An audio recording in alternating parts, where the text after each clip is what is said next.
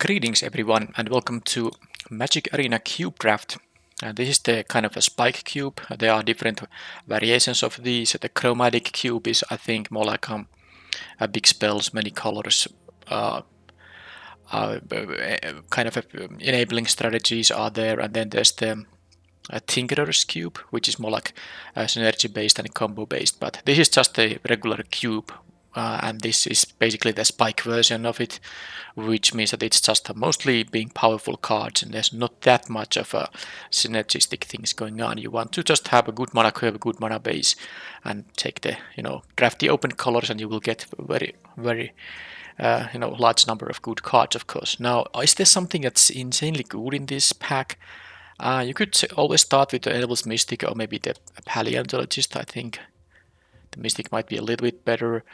If you want to force mono red, Grim Lava Monster could be a decent option. This pack I don't think has anything good. There's no dual lands in here either. But you have to take something. Of course, most of these cards are insanely good in regular limited, but this cube. So I mean, there's of course going to be a powerful card, a lot of powerful cards in each pack. Now, am I gonna just take Verge of Loyalty? That could actually be quite decent. I will try this. I was thinking about taking one of the green 2-drops, but I actually quite often play the green ramp-based strategies in cube, and I want to maybe because they seem like the very powerful things to do. I mean, a lot of things are powerful to do, but uh, I want to mix it up a little bit. This is 2/2 creature that and then gives you a very good enchantment at 5. So, well, I mean, you could have taken many cards from that pack. It's not so easy to choose the correct pick unless the pack has some insane things going on, like this has a Glorybringer, which is an easy pick. The Rekindling Phoenix is also very good, but Glorybringer is just it is one of the first picks in the cubes, because there are some cards that are clearly better than the others, and Glorybringer is one of them. This is still a creature-based cube. It's not like a vintage cube in Magic Online where there's like a non-creature strategies and totally unfair stuff going on. This is still a creature-based cube, and this is a really good card, and it's gonna be an easy pick regardless of what I took in the first pick here. And let's see, what do we get here? Okay, we get some new friends from the latest set, Trumpeting Carnosaur. I imagine it's gonna be good. It's still a split card of a 3 mana removal spell, and then of course a great 6-drop with the Discover 5 ETB. It's rather easy to take that after I took the Glorybringer, and now this might I'm gonna take. I mean, I will have 2 red cards, but they are not like the aggressive red deck fuel.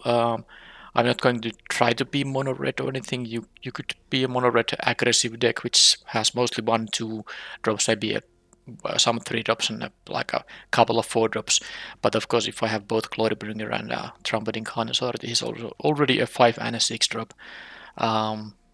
Yeah, it's easy to take this now after the Glorybringer. I don't know if I'm gonna be white though.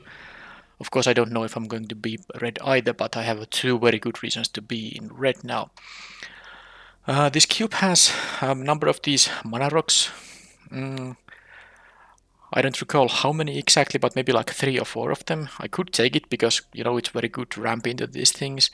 Other things I like in this pack are the Knight of Ebon Legion. I think it is one of the better 1-drops in the cube, and I don't mind trying to draft like a black-red deck. There's also Thoughtseize and a Colohan's Command for that though.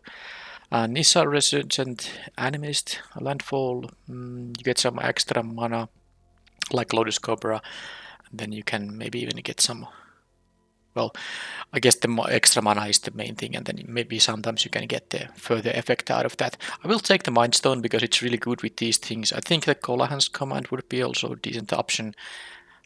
Maybe over these other 2 black cards, but yeah, let's take the Mind Stone. And okay, well, there's a Blood Crypt. So if I mean, based on these packs, the red and black seem to be open. I probably will ignore the Virtue of Loyalty. I like the Sedgemoor Witch quite a bit. I do like the Tenacious Underdog, but if I'm gonna take a black card in here, after taking these 2 red cards, it would just be the Blood Crypt in the cube. You just want to have your mana fixing very high. There's no reason to take a playable out of each pack, because you will end up with enough playables assuming you find the open colors. And while these all black cards are quite nice, and the red cards in here are totally nice, if I'm gonna I mean, I could take the Spell Spear here, but I feel like black is open enough that I should take the Blood Crypt, which is of course very good card to have now.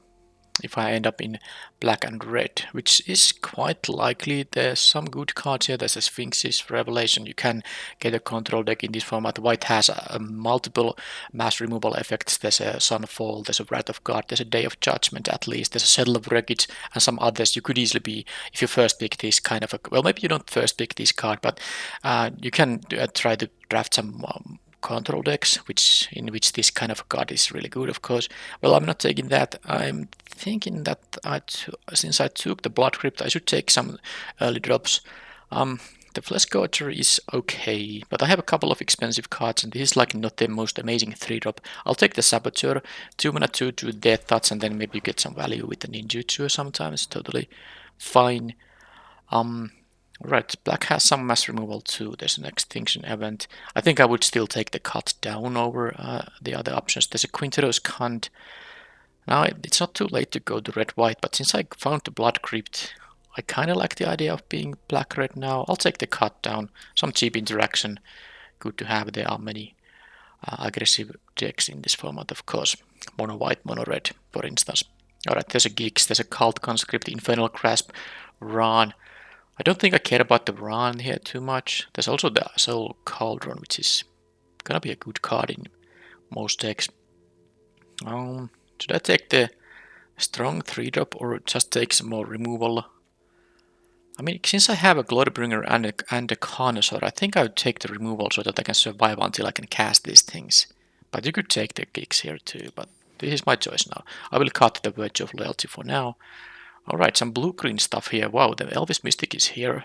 I think that was first pickable in this pack. It was something I considered taking.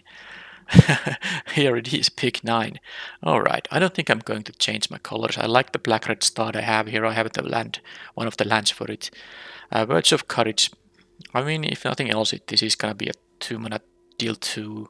I think this is most likely a sideboard card. This is, a best of 3 version of this event. I always play best of 3. Well, if I can, if that's an option. Alright, so Null Priest of Oblivion, totally a reasonable card to run it. An okay 2-drop and can be quite strong at 6, but I also like the card to ribbons. First you will deal, well, this is an efficient removal spell, and then later in the game this might just be a way to win. The Jewel Mine Overseer is really good too, but I think I'll take the removal spell now. And here I'm going to not take another removal spell. I'm taking the Opportunist, because just like in the this was in the Midnight Hunt, wasn't it? It was a must kill. It's still gonna be a must kill in the cube, so I'm gonna take this very strong card here. I have some number of removal already, so I don't need the Blood Chief's Thirst. Oh, I got both the Colohan's Command and the Knight of the Ebon Legion here. Now, as much as I like the Knight, this is I already know I'm gonna be red and black, so this is just a very nice 2-for-1 with good options, of course. So yeah, a lot of versatility with that card. And look, is black and red open? Well, it might be. Sets more, which is nice. I have some triggers for the Magecraft. I think I don't need the Raska's Contempt. I'll just take the creature here now, and I'm gonna pass the Sphinx's Revelation. Let's take the Scrounger. I don't know if I'm gonna main deck it, but we'll see. Alright. Well, this pack has some goodies. I'm almost kind of happy that this pack does not have a black and red dual land, because there are, I think there are 4 dual lands in this cube. Yes, there is. I checked the list, and I always check the number of dual lands. So there are fetches, and for the non-fetch colors, because of course Arena only has the allied fetches, there are the fast lands, the things that enter untapped if they are the first, third, or the second land. Anyway, and then there's the well, I don't even know, checklands. Yeah, checklands, if you know what they are. Yeah, like the Clifftop Retreat, these are checklands, and then there's also the creature lands, the Restless something, all 10 of them. There are some triumphs too, all 10 of them actually. Well, this is not a triumph, but it's the same thing. Here, I should check something, of course, and Chandra, Godric, Gearhulk, and Alfheimauser are all good. The Dread Horde General is good too, but Chandra is the best one out of this bunch. This is, I think, an easy pick, but it was a really good pack for me. Now, do we have a black and red producing land? Well, we do not, but there's a captivating crossroads, which is kind of a, it's not exactly a dual land, but it's still a land that fixes your mana. Now, Bitter Blossom is just maybe a little bit too good card to pass up here. Yeah, I'm really tempted to take the crossroads, though I have only one land. You really don't want to have mana issues when every deck is so powerful. It's very important to hit your both colors if you are playing a two-color deck, that is, or more than two. The Disciple, the Hell Rider, and the other Rider are fine, of course, but not that necessary. The decision here is between the Bitter Blossom and the land. Now, this is insane, but of course it's mostly insane on turn 2. I'll take the land because I like how the deck looks, and I'm a little bit of a maybe slower deck, so maybe the Bitter Blossom isn't at its best in here. Alright, so yeah, the Facebreaker is good, but you know, Gunty is just a very clean 2 for 1, and a 4 mana 2/3 Death Toucher with a 2 for 1. It's a really good, you know, body as well, so I'm gonna take the Gunty. How about my mana curve? I can take a 4-drop here. Sure. Yeah, I do think Gunty is better than the Facebreaker. I like the fact this gives you some treasures and you can make the treasures turn them into actually extra cards, but this is just this doesn't ask anything. You just play this and you get the value unless it gets countered. Grave Titan has Goldspan Dragon. Siege Gang Commander is good, but it's nowhere near as good as the Goldspan Dragon. The Lord Skitter would be good too, but and this is not the Alchemy version also. This is the actual version, you know, not the nerfed one. So I'm taking the Goldspan Dragon. It's still very good here. I wouldn't mind the Lord Skitter, and the Grave Titan it's incredibly strong, but I think I prefer the 5-drop over the 6-drop here. Yeah, okay, let's take the dragon. And then we have an Embercleave. Well, that's just insane. There's an Inquisition of Kozilek too, and there is, of course, one other of these mana rocks. IRS Oath Swan is not bad, and I need to have some early drops. I have like a... Yeah, I have actually very few on turn 2. The cut to Ribbons is basically a 2-drop though. But Embercleave is so powerful. I don't know if I'm gonna have enough creatures to make it really good though. This is not an aggressive deck. I mean, definitely this is more like a mid-range deck. So this is not as good in here as it would be in some other decks. I think given that I have so many good things to ramp into, I will actually just take the Iron Crack here. Yeah, I mean, passing Embercleave seems insane, but I think the mana accelerating is just better here. It's a shame that I don't have the more of those lands, and I'm actually now happy I took the Captivating Crossroads, because 2 lands is not where I want to be at. But I might still get those later in this pack, and in pack 3, of course. Okay, the Aristocrat, of course, a good card. Lurus can be played in the main deck. You don't have to companion it. Of course, I wouldn't be companioning it because of the amount of good expensive cards in here. Drone in Ichor, Misery Shadow, Stalactite Stalker. I think I'll take the Shadow. By the way, the Sky Sovereign is incredibly good too, but I need to take something that's cheap, and I take this, which is good enough early and can still be quite nice later in the game. Alright, this is not a Swift Spear deck. Do I have a Planeswalker here? Yes, I do, Chandra. So I don't like playing Immortal Sun in decks that have their own Planeswalkers. You could have a sideboard card, though. But I think the Nahiri's Warcrafting is good. Now I want to have some early interaction because I really am lacking some early drops here. Okay, Crucius, what is this? Pretty late. Oh, look at the number of good cards. Maybe not this one, but the Preacher of the Schism and Crucius are incredibly good cards. Now, of course, the Crucius is just better, but I would be incredibly happy to take even these at pick number 8. These 2 cards are fine, but nowhere near close enough. These are the 2, but yeah, Crucius, of course, is the easy pick here. Ophiomancer is an easy pick too. You could play the Gigan without companioning it, of course, because I wouldn't be playing with just even mana cards, but this thing just gives you the snake all the time, so opponent has to actually use removal on the Ophiomancer to get rid of the Perpetual Snake. And here, Hellrider or Murderous Rider. Well, it's not exactly an Hellrider deck, so I'm taking the removal spell. And we got Professor of Facebreaker, which I was, I wasn't gonna take it over the Gunti, but it was the other option in this pack, so let's take it now. I'm happy to have it here. And I got the Grave Titan, so that's pretty good. And Beckley. And one of these things too. I think I'll take the Aristocrat now. I could take another 4-drop here. Okay.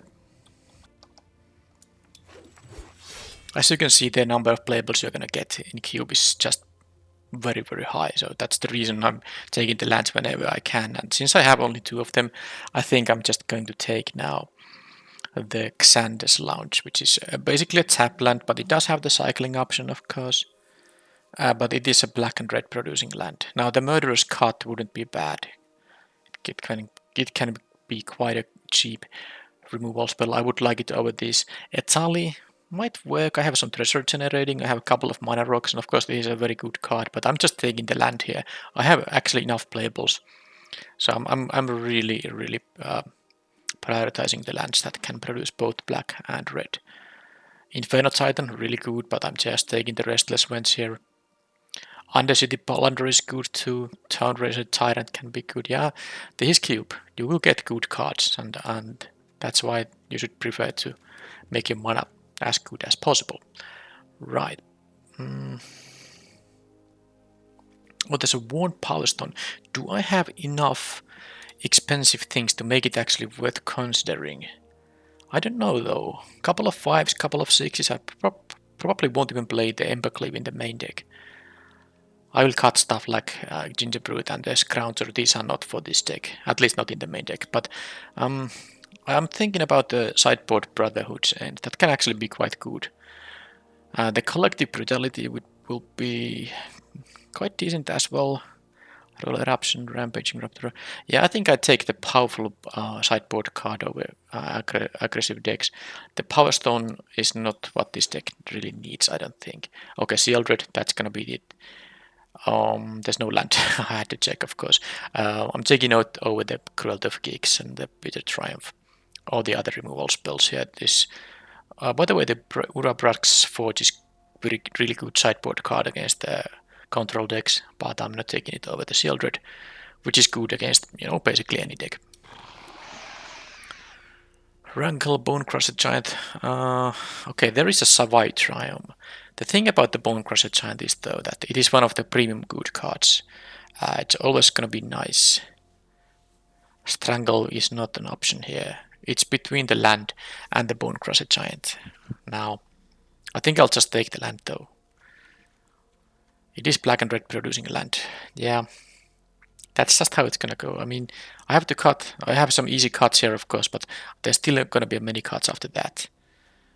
Well, yeah, it's kind of annoying to pass the Bonecrusher Giant, but it's just so important to get your mana working. Alright, well, this pack has some darn good options. Even the Deathrite Shaman, although I don't have a fetch land, even one. I don't think this is the important pick here. The black ability I could use, but I don't have access to both green and black. So the Decadent Dragon, Archpriest, Chandra, Awakened Inferno. I mean, I think I'll take the 4-drop, which is also has the reasonable adventure there. But the Archpriest can be quite good as well. Okay, so here I think I'll just don't need to worry about stuff like the Souls of the Lost. I'll take the cheap removal spell because in some matchups it's very important to have these early game interactive spells. I don't think I'm gonna main deck it, but I will put it in there for now. Alright, so the Life of Toshiro Umezawa can be really good, especially when the -1/-1 does something. The War Strider is nice. The Mind Spike is non-land, non-creature card. Okay, this is really good against control decks. I think I'll take the Mind Spike over the other options here, so that I have some discard effects against control decks. Okay, so we still get plenty of options. The Retrofitter Foundry can be also good against control decks.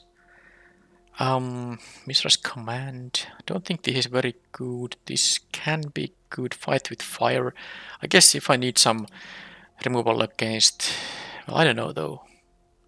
I'm still taking it, but I'm not sure if that's the best card to even choose there.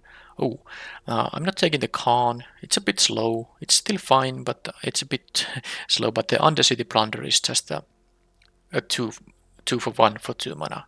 It's quite nice. Yep, I'll take it. And here we have a still option between Collective Brutality. By the way, I'm not caring about any kind of splash here. Brutality versus the Rampaging Raptor. This is good against Planeswalkers, of course. But this is maybe a little bit better. Yeah, I'll take the Collective Brutality here. Alright, well, look at this. All are fine options. Mostly I'm interested in the Bitter Triumph and the Uraprask's Forge. I think my control matchup is good enough that I'll just take another removal spell here. Strangle, of course, the only option left there for me. And here I got the Archpriest of Shadows. Yeah, I think I might even main deck that. We'll see.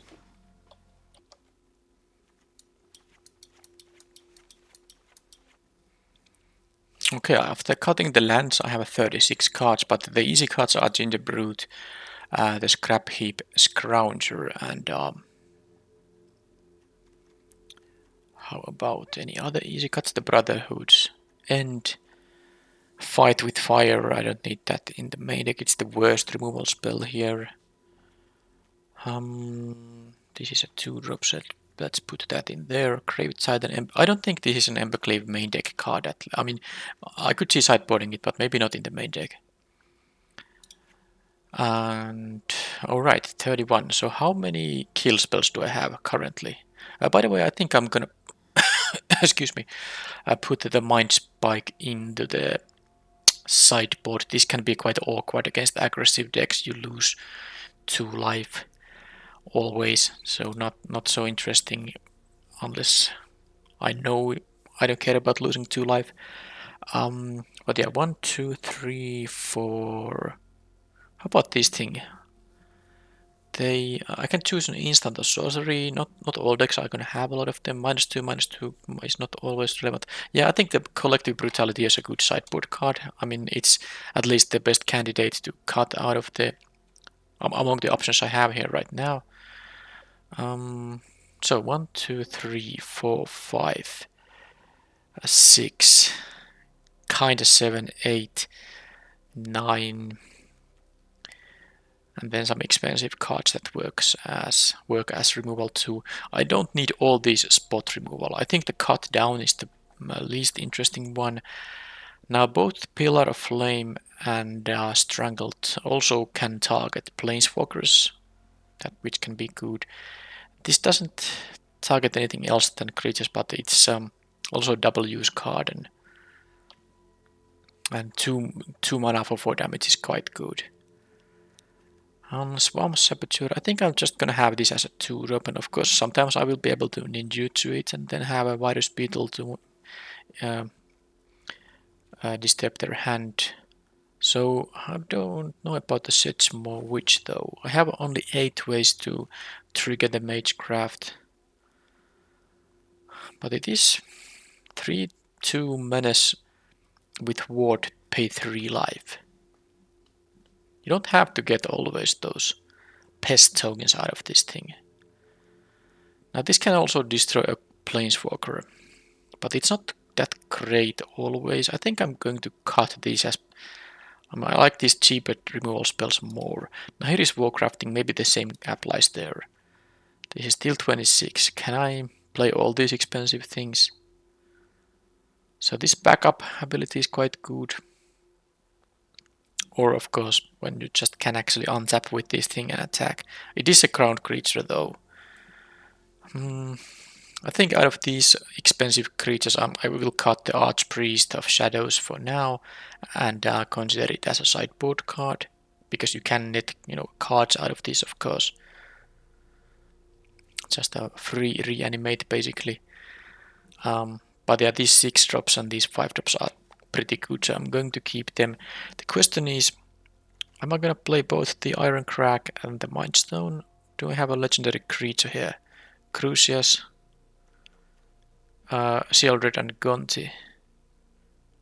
I think those are the creatures that can actually turn this into an equipment later in the game. Well, that's 3 ways to do it. Not bad. Well, I'm not gonna play 15 lands. So I need to figure out if I want to... Do I need to play both the Infernal Grasp and the Bitter Triumph? How many creatures? This is 15. I don't want to cut too many creatures here. How about the Morbid Opportunist? I guess I could see this as a sideboard card. Yeah, okay. Let's do that. Because I want to just main deck cards that are always gonna be good, regardless of what your opponent is doing. And now looking at these 4-drops, these are all good value generating cards, or just nice aggressive cards. And no, it's really... Yeah, I think I like the Mind Stone and the Iron Crack. The Mind Stone I can crack to draw a card, and the Iron Crack at least can turn into an equipment, and it's still quite nice to get these 4-drops on turn 3, or these 5 or 6 drops, earlier as well. But am I gonna play 2 mana rocks and 16 lands, or 2 mana rocks and 17 lands? Or maybe just cut the Iron Crack and play 17 lands, which is an option as well. Maybe I will cut the Pillar of Flame. It's only 2 damage, and there are some decks that might not care about this effect, so I'm gonna cut that. I'll play the 2 mana rocks. I have many ways to generate card advantage, of course, with Decadent Dragon, Chandra, Gonti. These expensive cards are worth it. Crucius is of course great. There's the Facebreaker though, but I think I like it in the main deck against an unknown deck. Yeah, I'm gonna play it in the main. So this is the deck right now. I don't have a lot of things to do early in the game, but I can sideboard into some more interaction at least. Cut down Pillar of Flame, maybe the Mind Spike against control decks or something like that. Yeah, there's some great cards left in the sideboard here. But yeah, let's put the lands in. 1, 2, 3, 4, 5 lands that can be... I mean, if I have any of these in my starting hand, and I will, of course, in that case have both colors available. Now I have of course a lot of double casters. That's typical for a cube. You will have more double casters in a cube deck, but that's why you prioritize these dual lands, so that you can actually cast your spells. But yeah, this is it, and I think it's fairly even split. So, and I have double casters from both colors, so I should just put 6+6, which is the suggested split here. So this is basically like an 11/11 mana base in a way. That's it, that's the main deck.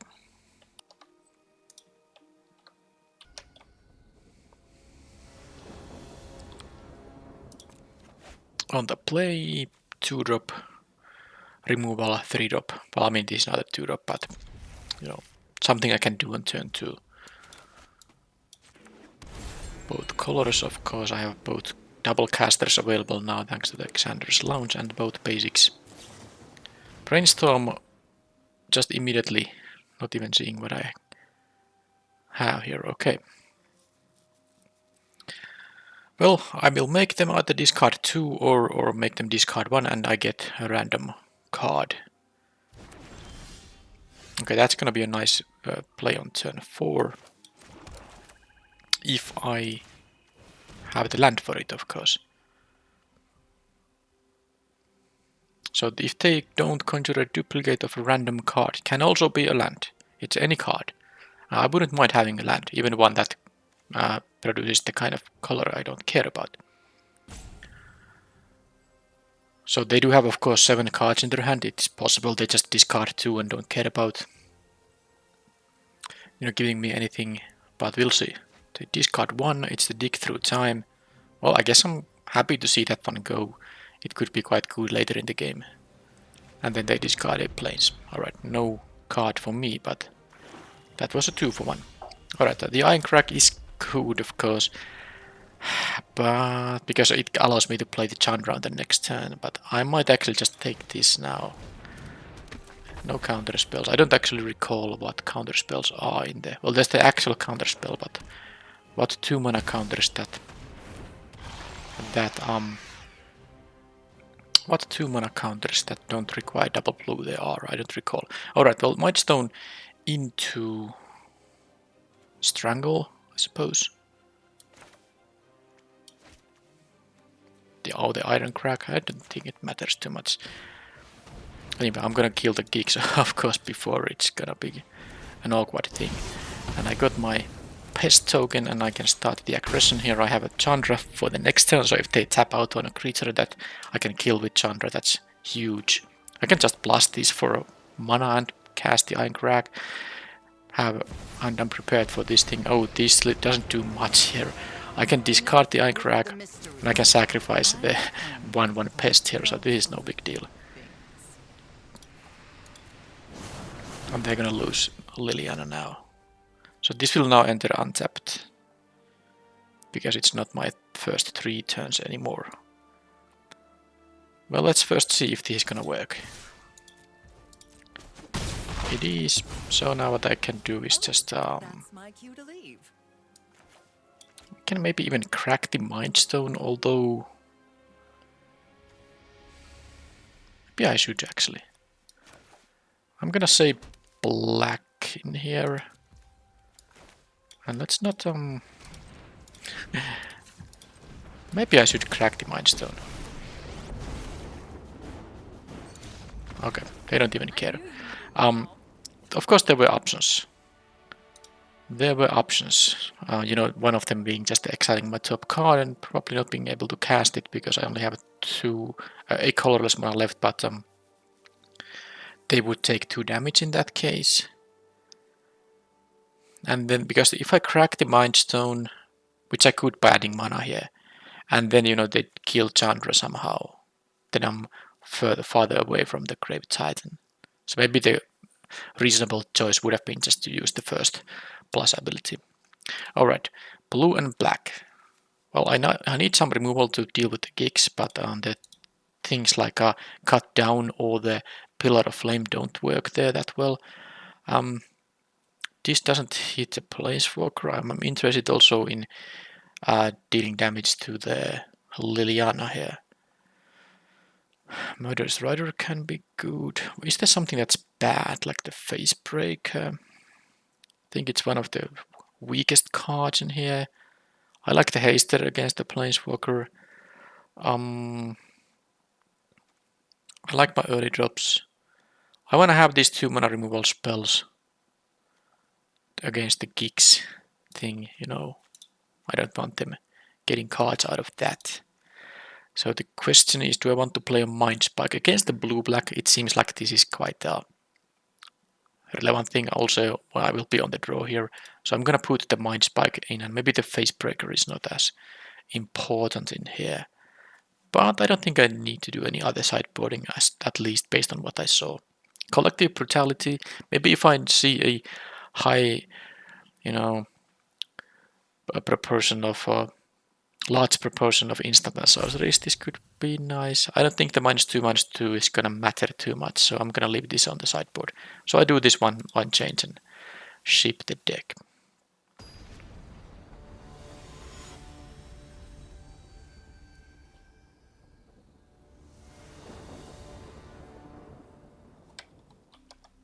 Okay, well, I'm not keeping this Mountain Mindstone hand. Mull it. This I will of course be keeping, and I think the Grave Titan just has to go. I want to have some early plays here, and I already have a good 6-drop if I end up not using the discard ability here. Okay, Blood Crypt. Saboteur, Crucius. Now this is just a very good card. Alright, let's do it. Wait a minute. I'll just do this. Force them to do something to this. Because if this deals combat damage to them, Virus Beetle will go to my hand. But if they have a Chandra now, Well, they can't. Not Chandra, I mean Liliana, of course. But, well, they don't. They do have a Reflector Mage, though, which is fine. That bounces, and I mean, it's actually... I don't even care about not being able to... you know, cast it this turn, because I can even save it for ninjutsu. Now,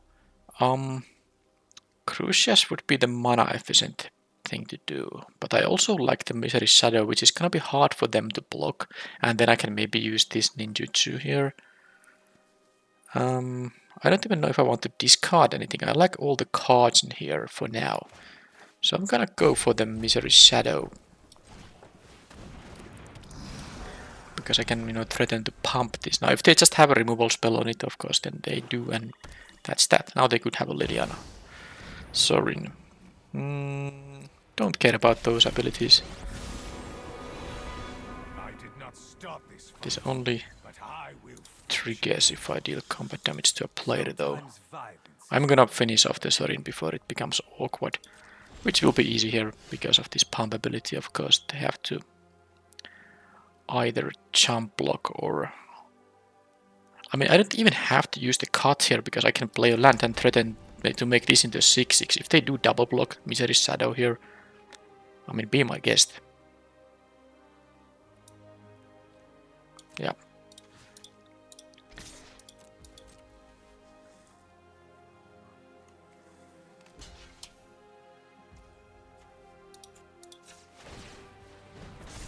That's that, and now I can have a Crucius here, and I think I'll just mountain here, and then, because I will get a treasure token, and I will of course get a card with a greater mana value. Alright, Shieldred is going to be decent here. So they can make another token, but then they lose Sorin. They can... Okay, well, that is... I have to lose one of these. Now, this is just a 3-1. That's it. Yeah, I think I'm gonna lose Crucius. This is the Misery Shadow. They can't really use their creatures to combat it, because it has such a nice pump ability, of course. And now if they... I mean, they either lose Sorin by making another token, or they have a kind of a needless +1 there.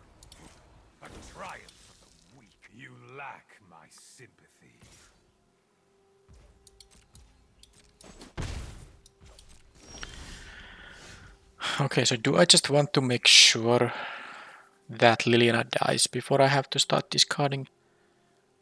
Probably yes.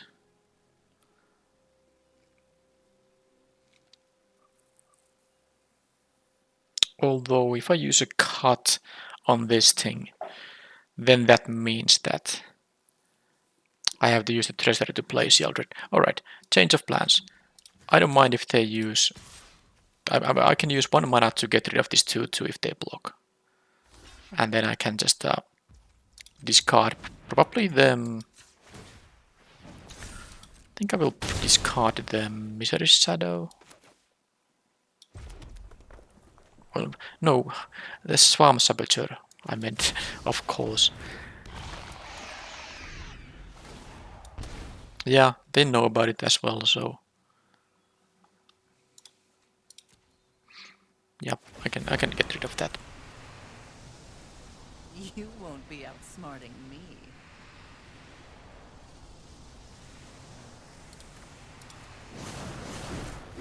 Unless known the 7 mana version, well, they are nowhere near, you know, having enough mana for that.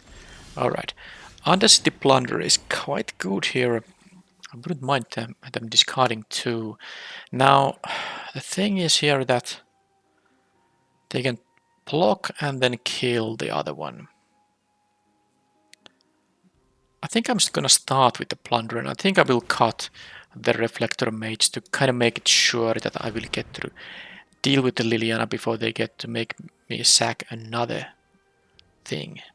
Of course I could just play the Carnosaur here, but I don't want to tap out for that thing. Okay, they didn't want to discard another card, so I got just a Swamp here, which isn't the worst, I guess.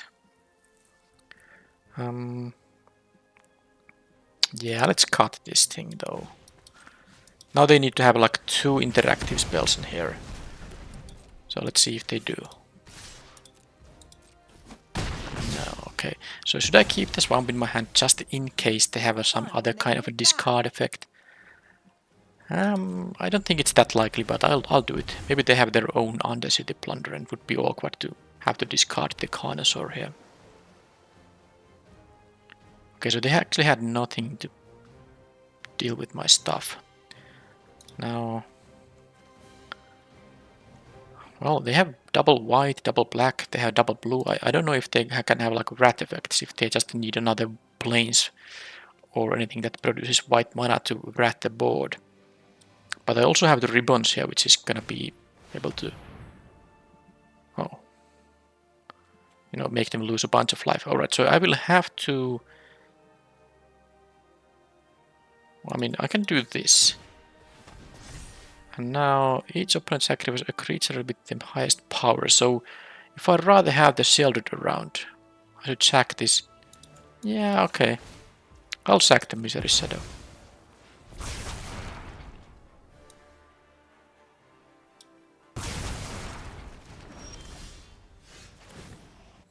And let's just play this thing right now.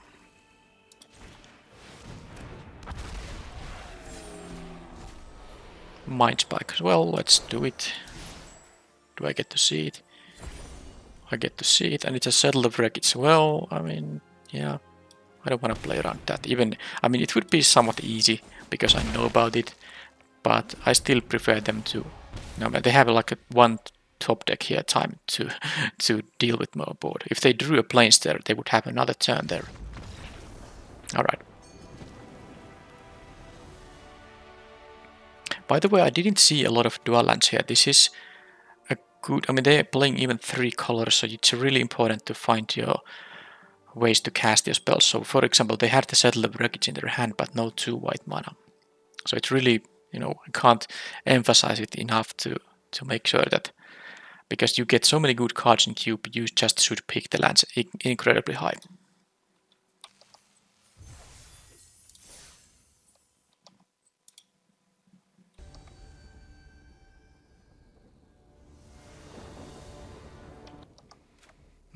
Okay, that's a nice one. With the Mind Stone, I can accelerate these things a little bit earlier, and I can still have something to do earlier in the game. I can play the creature and even have a removal spell. Blue, red. Hermit can target a non-creature spell. So, I guess because on the next turn what I can do is I can just play the Mind Stone and the Saboteur. I'm gonna get rid of this guy maybe right away. Although it might not be that important. They can even play the Benevolent Geist. I do want to have this. I mean, if I draw another land, I can play the Dragon on turn 4.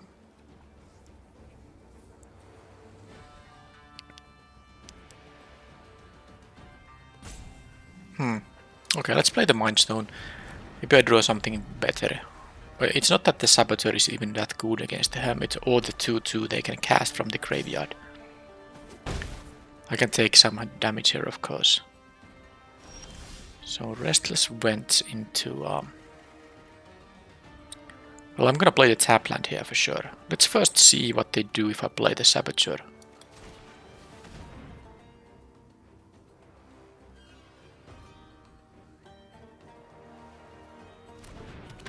Okay, so am I gonna strangle that thing? Am I gonna strangle it? I don't care about them. You know, the counter ability, because it can't counter the Goldspan Dragon or the Carnosaur. It's only non-creatures. So, I guess I can wait. I can wait. Because let's say they kill the Saboteur and they attack for 2. I can live with that. Confounding Riddle, alright. That's fine. They use 3 mana to get 1 card. And they mill what kind of stuff? Narset, alright. So now, of course, they can have a bunch of different kind of interactive spells.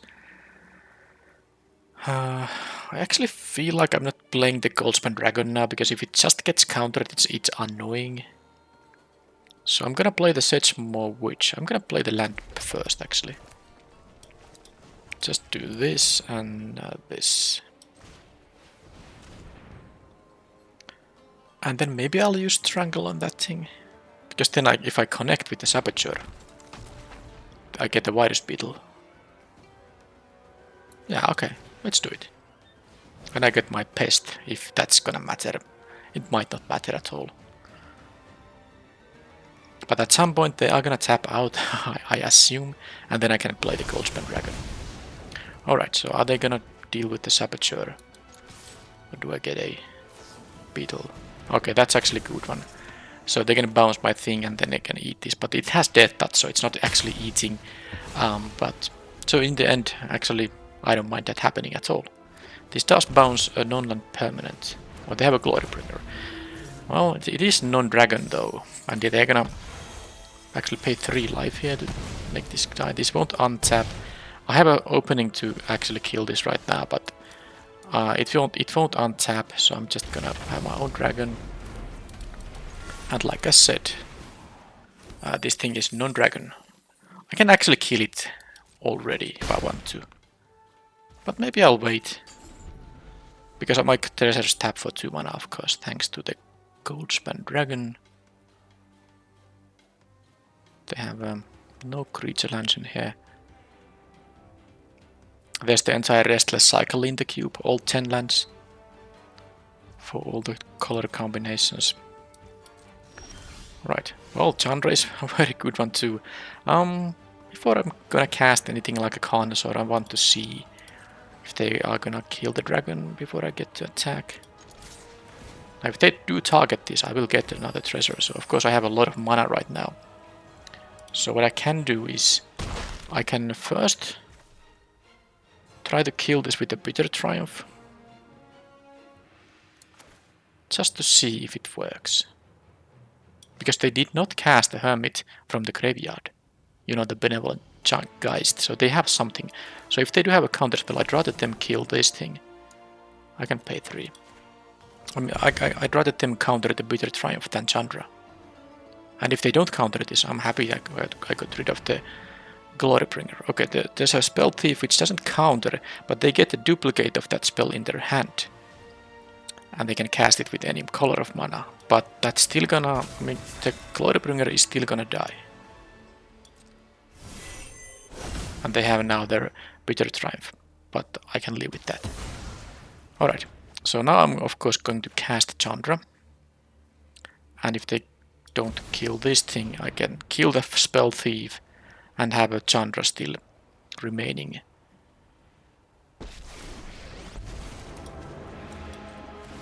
Let's do this. Unless they have like a haster or something. And if they use like a burn spell to kill Chandra, of course that's still a 2-for-1 for me. But let's see if they have something else. Now they can kill the Goldspan Dragon with the Bitter Triumph, but I will get a treasure at least. And of course next turn I have the Carnosaur. I have a Restless Wench here too. I have a Chandra. They chose to discard a Sensor, yeah. That's a good idea probably, because they are at a pretty low life total and they have to pay 3 life if they don't discard something. Strangle on Chandra, that's fine. So now let's see if they have a counter spell. They have a Rekindling Phoenix, which is annoying, but this thing has Trample and 6 toughness. So, and this thing has, you know, Menace. But I can't play both of these. Actually, I might be able to do that. If I'm willing to sack one of my... Because I can attack with the Restless Wench. But I want to play this pre-combat just in case. I might have the Falcon Wrath. Okay, this is a good blocker though.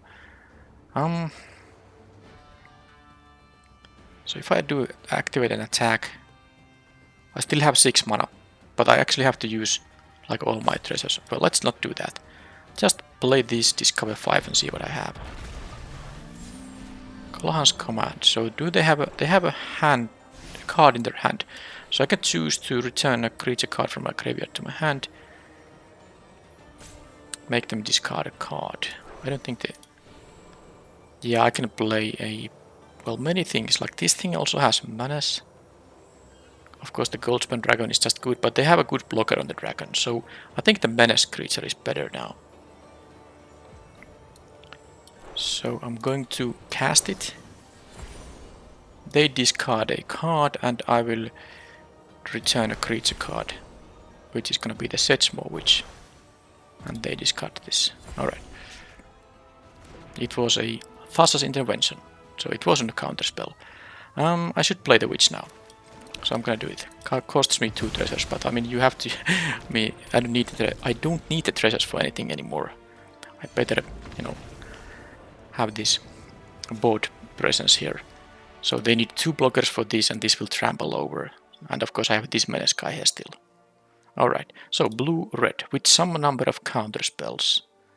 So there's trickery involved in this matchup. Well, I definitely... And they have a Glorybringer, which is really good. So I'm going to absolutely play the Mind Spike. I don't know if I need the...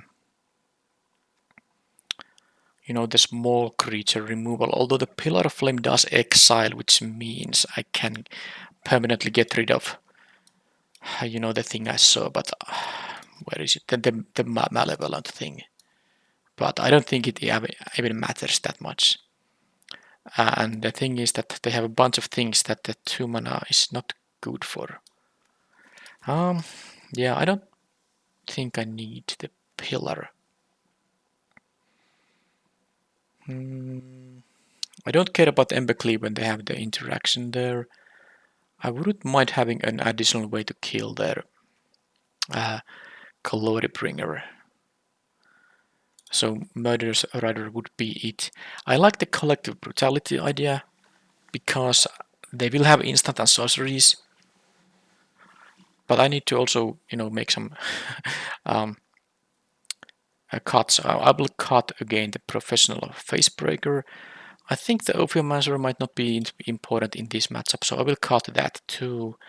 And the Aristocrat. I could actually see cutting that too with 1 toughness. It's a little bit vulnerable against red. And I will play the Collective Brutality here.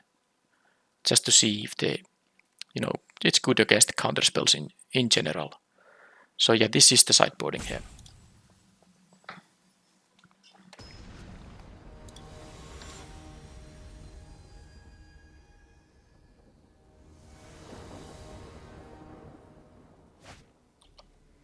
Again, I have my colors, I have a Mind Spike. Yeah, this is a good hand. This is a good hand, and I drew... Yeah, I don't need to play the Mind Spike on this turn. I will play the tap land. And probably play the Mind Spike into another tap land now. I don't know if I need to even play the Mind Stone. I can just play the Sedgemoor, which... Okay, let's do it. Let's see what they have. Yeah, I don't see everything. I only see non-creatures and non-lands. But I assume they're gonna have some of that. It's probably not gonna be 6 lands/creatures. They just counter it with Censor, but I was gonna play the tapped land anyway, so it doesn't matter. It's traded with a counterspell. I didn't even have to lose 2 life.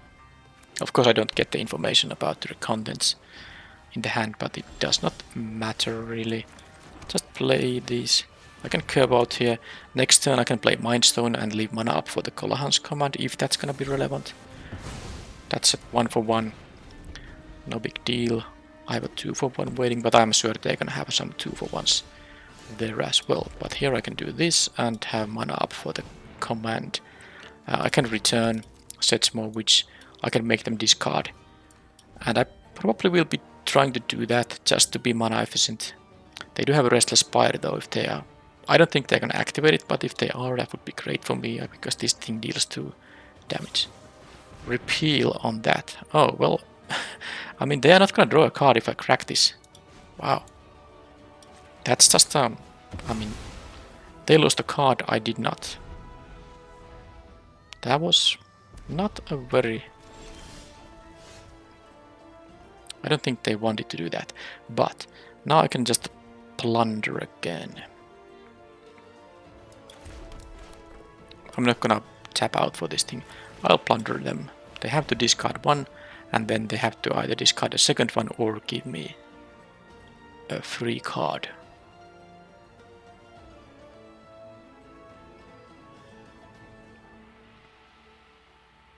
If they do discard two, I'm very tempted just to Colahan's command their final one in their upkeep.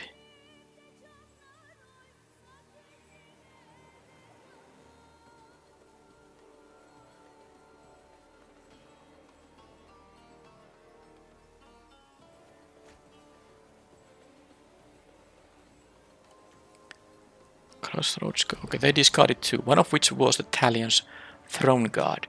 Well, let's go to their upkeep.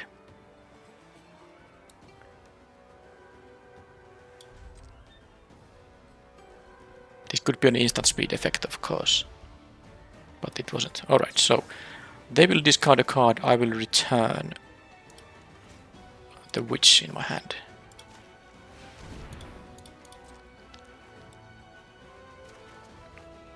And it was a burn down the house, and now they're top decking. And I have all this stuff still left. They can attack for 2 and scry for 1, which is totally fine for me. And now I can play the Iron Crack into the dragon.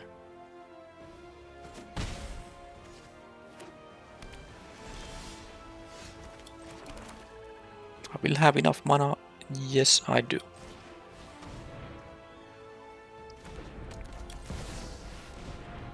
Now this would be an, pretty good equipment, because if I get one of my legendaries, I definitely will transform this into the equipment. I don't need the extra mana anymore. And I do have the Restless Winds, which allows me to get rid of my extra lands I might be drawing here. Okay, how do they scry this time? Because I actually forgot to check how they scried on the previous turn. They scry on top this time, so it's something they want to draw. Okay. Not much I can do about that. But what I can do is I can attack with the Restless Winds. And ditch a okay, they conceded. Well, they knew what they're gonna draw. I guess because they know that they're gonna take 6 damage now, and if the thing they left on top isn't gonna help against the dragon or the Restless Winds, they would be taking another 6, going down to 4 in the next turn, and then of course I still have the Witch and all that. Alright.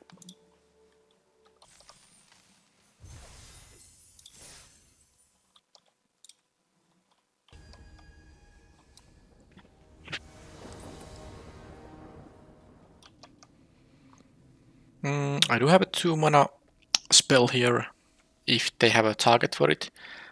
Of course I have these lands. Yeah, I'm keeping it. They go to 6 also. So this is not that I'm not a starting player. This will enter untapped, always. That's pretty nice. This will enter tapped. Well, that's an easy one. No one drop here, so let's play the only tapped land in my hand. And now I can care about 2, 3, 4 here. Maybe even 6. So let's just play the swamp for now. I will probably choose a red for this thing, but we'll see. So Miklos, yeah, I'm gonna just immediately pay 3 life, kill this thing. So red-green, huh? Alright, so now the question is what to discard. All my cards are so good, but I do want to have the treasure. Oh, wow. I mean, this is amazing. Shieldred against red-green is really good. Chandra is always good. This is just great. So is the dragon, but I actually think I'm gonna choose the Carnosaur that goes away. I will of course choose lesser here, so I get something. It was a land, it could have been anything that costs from 1 to 5. But land is not bad here. And yeah, the reason I chose that because all these other ones are cheaper and they are highly powerful cards here. Against especially those colors in here. But they got rid of my crucias, and now what I can do is just I'm not gonna use the treasure here. I'm playing the Shieldred here. I usually like to use the Chandra when it can immediately kill something. Get value right away. But it's possible red-green is gonna have big things. Okay, well, that did not happen. So, big things that don't die to 4 damage. But now I'm gonna just do this. I don't think there's anything for 1 green, but I'm gonna do this regardless right away. Now I'm asking a lot of questions. They have a Shieldred to deal with. I'm not gonna use the Saboteur here. I don't wanna cast my Shieldred again. It costs 4 mana. But yeah, they have the Shieldred and the Chandra to deal with, and my hand has still all these goodies left here. Selvala. Okay, that's a little bit of... I don't think this is a particularly good one, so this is a symmetric effect. They don't even want to continue, understandably. This 2-3 isn't going to do much, but I think this is one of the worst cards in the cube. Because I guess it can work as a sideboard card.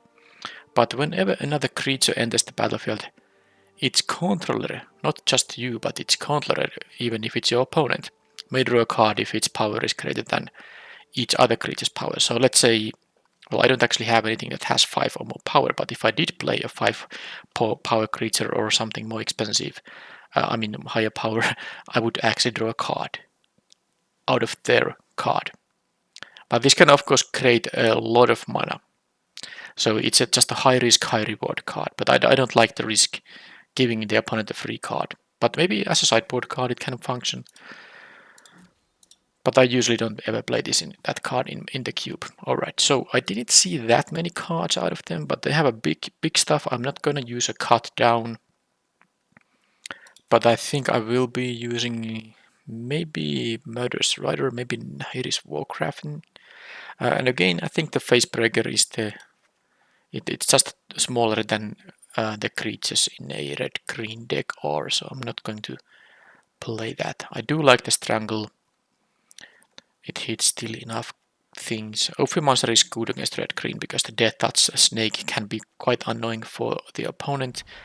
The Aristocrat, I'm on the draw now. I don't think it's that important to have the Aristocrat. Especially because it seems like I have to stabilize and then kind of win. And unless I see some Planeswalkers, I don't think I'm gonna sideboard this in, even if it goes to game 3 and I will be on the play. But yeah, let's do the Murderous Rider, and I'm thinking that maybe this could be a matchup where the Archpriest of Shadows works. To Death Touch is gonna be nice. Also the Morbid Opportunist might work here. Yeah, both might work. It's tough actually. It is tough. But I'm gonna go with the 5 mana card here. Yeah, that's it. That's the sideboarding for now.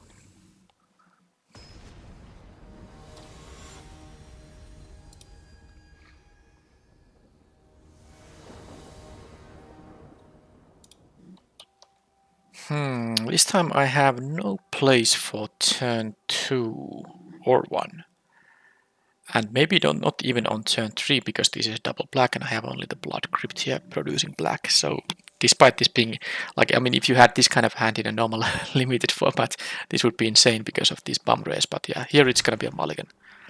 And this is a better hand. I just have to figure out which of these I don't need. And I think the answer might be the Mind Stone. Because my turn 3 will be the turn 2 will be the Misery Shadow. This can be the turn 3 play, and the Archpriest of Shadows probably doesn't have anything to pick yet early in the game, so I'm gonna lose the Mind Stone here.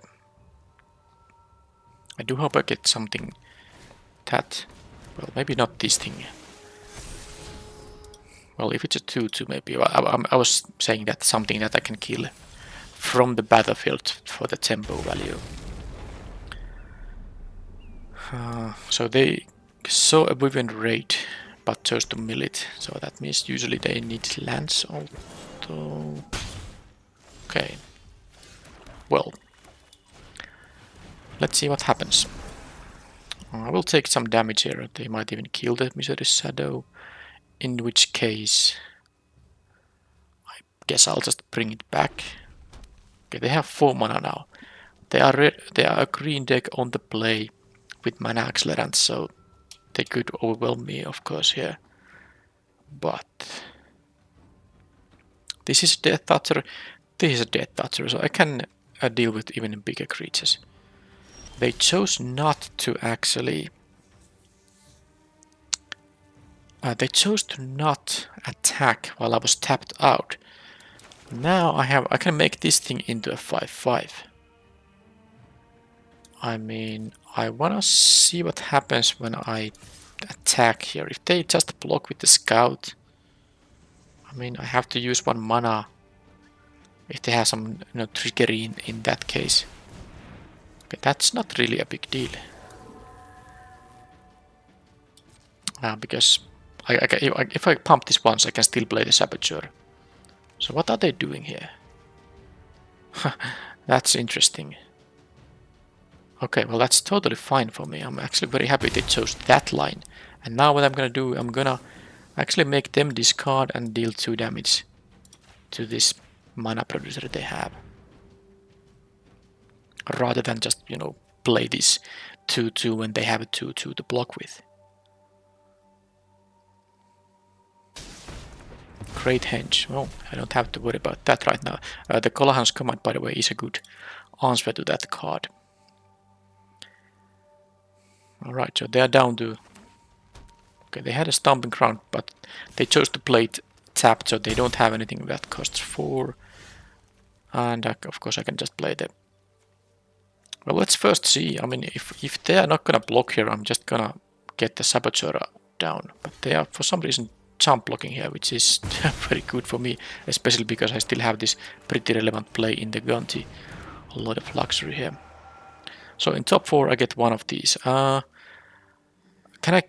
Oh no, it's only cast. I can't play lands with this thing. So it's gonna be the Cultivator's Caravan. I think I would have still taken that, but there was a mountain. There's a world I was interested in just having an untapped land, but you can only cast the card, so lands won't work with this triggered ability.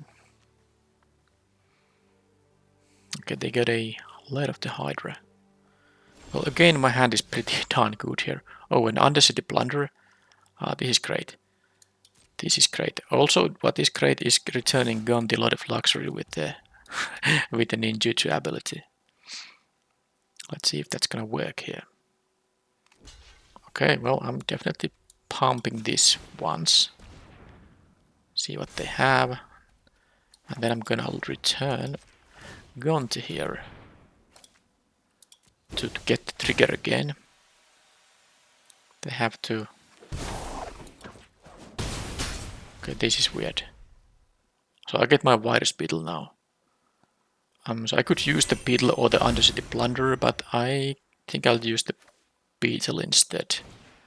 Because they can also always choose to, discard only 1 to this thing.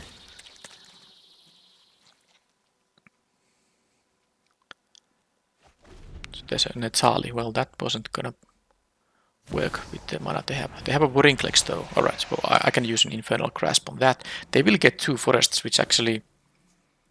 Well, they can... I mean, the Saboteur still works, so I think this is pretty easy now, in fact. And I even should just do this, and then the Infernal Grasp. Although if I plunder them... Yeah, then they have to discard the final card as well. Alright. Oh, but I don't have all the mana for that. Because this doesn't make them discard, it only gives me a Virus Beetle in my hand. So, well, I'm gonna kill this anyway, there's no way I'm not gonna do that, so...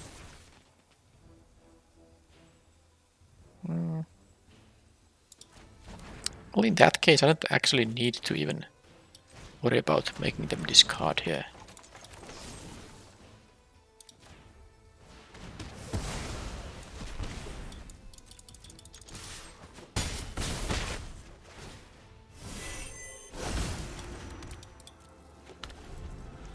So they better have something very good, expensive card in there now. Because they're gonna have to discard to no cards. I mean, they could have also 2 spells here. Lotus Cobra is not going to help them.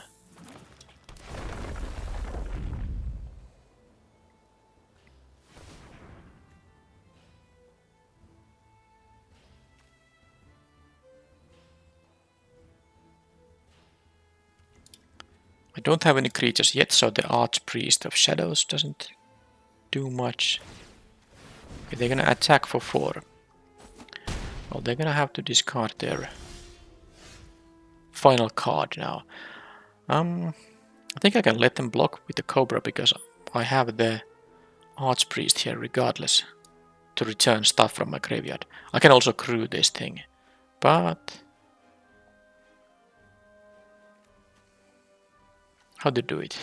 I mean, I'm just gonna win this game no matter what, am I not? Well, I'm gonna play the Plunder first. Yeah, that's understandable. They didn't want to waste any more time, but yeah, that's that.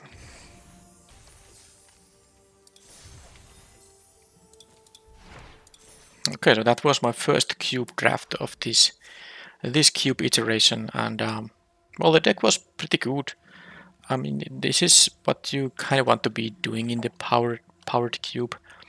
Have good curve out, and depending on if you're an aggro deck, mid-range, or a control deck, have the kind of cards that fit for that strategy. So I was like a mid-range deck, bunch of removal, enough early game stuff, and some pretty good sideboard options against various archetypes. And I had the kind of most important thing, I had a good mana base, so 5 sort of dual lands allowed me to be able to pick. I was able to cast my stuff, even the double casters, fairly, consistently. And maybe the opponents, well, I don't know about their decks, but it seems like the games were a little bit easy. Did I lose a game in the event? I don't know. Maybe I didn't even lose any games. But also, it's because of the consistency that allows you to have good games. Because, like I said, the key components are mana curve and a stable mana base. But yeah, I will have a few of these drafts before the next set. The next video will be Lost Caverns of Ixalan draft, but then the video after that will be a cube draft, and I think there will be like a probably a total of 4 cube drafts before the next set releases. Kind of a changing or kind of a how to say it. I mean, I have a cube draft and an LCI draft, cube draft, LCI draft, and so on until the next set releases. And now that I have this black-red deck, cube draft deck, I try to make it so that my next cube video will be featuring some other color combination than black-red, because you can pretty much kind of, you have to find the open colors, but you can like a semi-force something sometimes because there's such a high number of good cards in the cube that even if some color isn't totally open, you can still draft that color. So I try to do it so that my next deck won't be exactly black-red. Yeah, that's that. And this is also my first cube on the channel in a long time. Usually when I had these in the past, they haven't been that popular in terms of view counts, so that's why I kind of stopped doing them. But now I try this again. So if you have an opinion about whether you prefer to have the kind of the old draft set all the time until the next set releases, or if you want to see some kind of a cube draft videos near the end of the set instead of just having the regular set, please let me know in the comments. But also I will be using the view count statistics to determine if the cubes are worth recording and putting on the channel. But yeah, I will see you in the next video, which will be LCI, and the cube draft will be coming, I guess, 3 days after this one. Thank you for watching, and bye bye.